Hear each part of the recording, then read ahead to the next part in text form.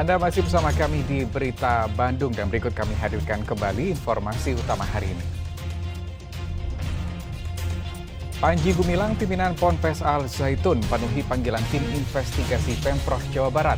Ia menolak bertemu perwakilan Majelis Ulama Indonesia. Diduga menderita gangguan jiwa, seorang anak perempuan di Karawang tega membunuh ayahnya sendiri. 3 ekor sapi simental dari Cianjur dipilih Presiden untuk hewan kurban pada Idul Adha tahun ini.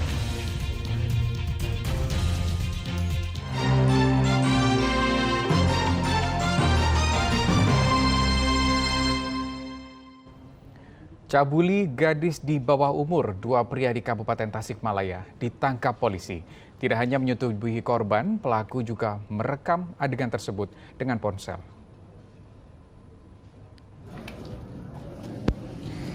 AM dan AMS hanya bisa tertunduk saat ditangkap polisi. Keduanya ditangkap karena menyetubuhi gadis di bawah umur dan merekamnya dengan ponsel. Aksi bejat kedua pelaku dilakukan sejak tahun 2021. Awalnya salah satu pelaku berkenalan dengan korban, kemudian keduanya melakukan hubungan intim. Saat berhubungan, pelaku lain justru merekamnya dengan ponsel. Oleh pelaku kedua, video asusila tersebut digunakan untuk memaksa korban. Jika korban menolak, pelaku mengancam akan menyebarkan video tersebut ke teman-temannya. Tersangka ini melakukan perbuatan cabul terhadap anak di bawah umur. Tersangka pertama yang membuat cabul terhadap korban, karena itu korban ditinggalkan hubungannya. Lalu korban bercerita dengan kenalannya, temannya. Dan di situ juga korban sama tersangka dilakukan pencabulan kembali, mana perbuatan tersebut direkam di salah satu HP milik tersangka. Selain menangkap pelaku, polisi turut menyita sejumlah barang bukti pakaian korban, flash disk berisi video asusila, ponsel, serta hasil visum korban. Atas perbuatannya, kedua pelaku terancam hukuman 15 tahun penjara. Eko Setiabudi melaporkan dari Kabupaten Tasikmalaya. Ya, mengedarkan ratusan gram sabu-sabu dan ribuan butir pil ekstasi. 4 pria di kota Cirebon ditangkap polisi. Salah satu pelaku ditangkap saat akan mengirim barang haram tersebut ke Jakarta melalui jasa ekspedisi. TP ditangkap Satres Narkoba Polresta Cirebon saat akan mengirim sabu-sabu ke Jakarta melalui jasa ekspedisi.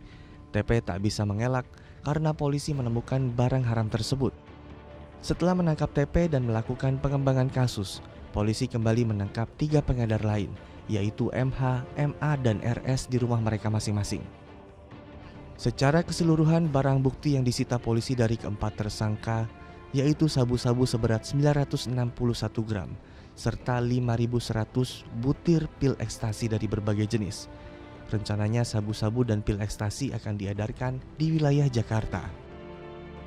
Bisa diamankan juga barang bukti ekstasi sebanyak 5.184 butir, terdiri dari berbagai jenis, yaitu 3.400 ekstasi jenis Instagram, kemudian 1.723 jenis Minion, 28 jenis Gucci, dan 33 butir jenis Superman.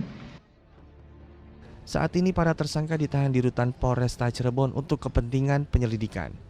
Polisi masih menyelidiki asal-usul sabu-sabu dan pil ekstasi. Para tersangka dijerat pasal 112 Jungto 114 tentang narkotika. Kini hukuman 20 tahun penjara menanti tersangka. Maruli Habibi melaporkan dari Cirebon. Ya, kita ke informasi lain. Warga desa Kota Pohaci, Kecamatan Ciampel, Karawang dihebohkan dengan peristiwa pembunuhan seorang ayah yang diduga dilakukan oleh seorang perempuan yang tidak lain adalah anak kandungnya sendiri. Diduga pelaku mengalami gangguan jiwa.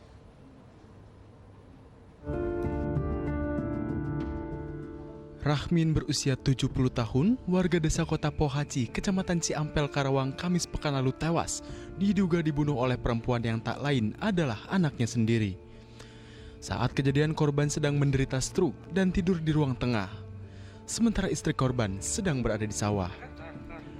Melihat korban sedang berbaring dan tertidur di ruang tengah, sedangkan kondisi rumah sedang sepi, pelaku menganiaya korban dengan senjata tajam.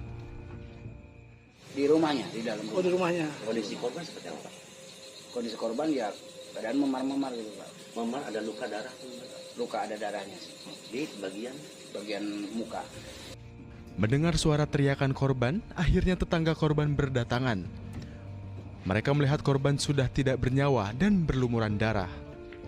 Tetangga korban akhirnya melaporkan peristiwa tersebut kepada petugas Polsek Ciampel.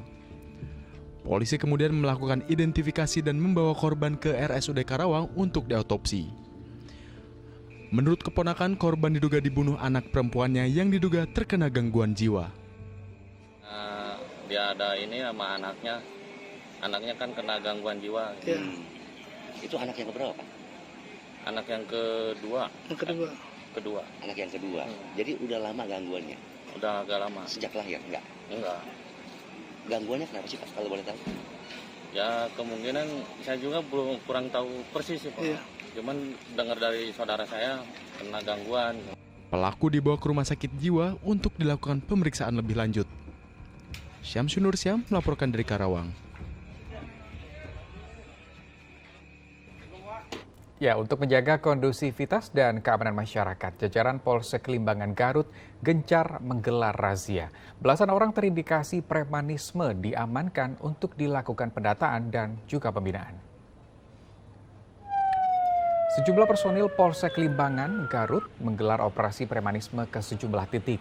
Dalam operasi kali ini, belasan orang diamankan petugas. Di antaranya juru parkir liar, Pak Ogah atau pengatur lalu lintas dan terduga pelaku tindak premanisme yang meresahkan masyarakat.